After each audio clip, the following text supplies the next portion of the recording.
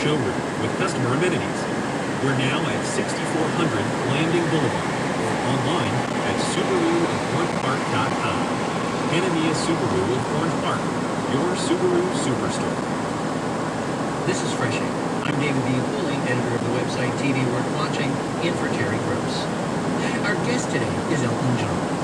He personally selected the tracks for a new 8-CD box set spanning his career. It includes rarities, demos, B-sides, and fan favorites. When Terry spoke with him last year, he had just published a new memoir titled Me, which took stock of his life and career.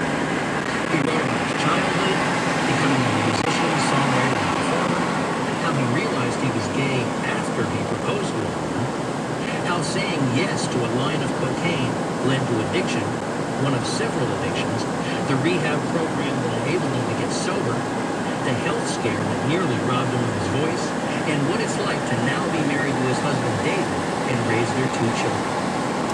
A recent biopic, Rocket Man, was a fantasy version of his life. The book was Elton John's more realistic account. Elton John, welcome back to Fresh Air. Congratulations on the book. It's a pleasure to have you back on our show. Thank you, Terry. It's lovely to be back with you. So the book is a very candid description of your life.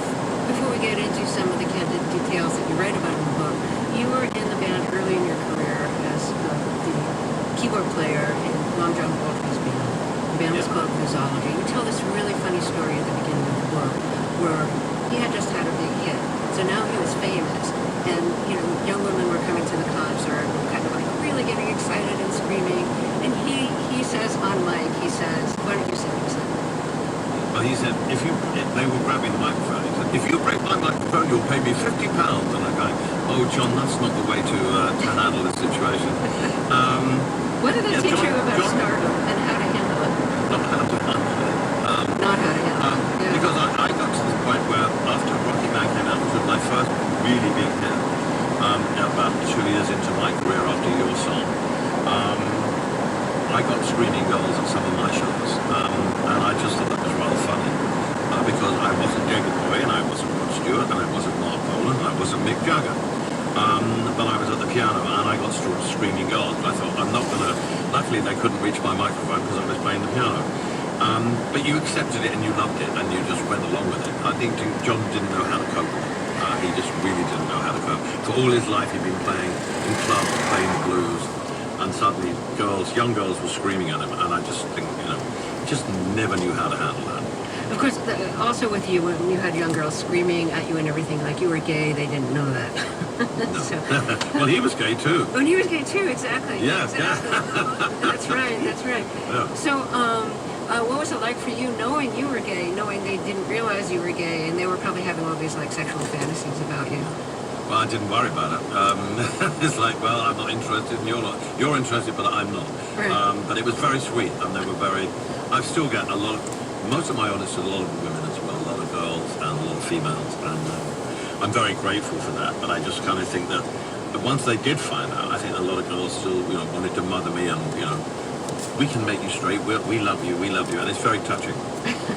Well, speaking of you and John Baldry being gay, when you decided you were going to marry a woman when you were in your early 20s, he said to you, John, you're gay, you can't marry her. And what was your reaction? Because I don't think you had acknowledged that to yourself yet. I hadn't, and I just thought, oh my God. I remember where it was at the club. It was in Carnaby Street, and that's when Bernie and I came home that night, and we were so drunk, and I told Linda, the girl I was going to marry, that I wasn't going to marry her anymore because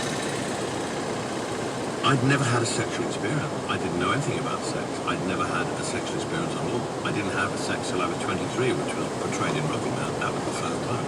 I didn't know anything about it. I presumed that you had to marry a girl because that was the way things were done. But I didn't have sexual feelings for Bernie. I just had great love for Bernie. And I wanted to cuddle him, and I wanted to give him a hug. I didn't want to go to bed with him.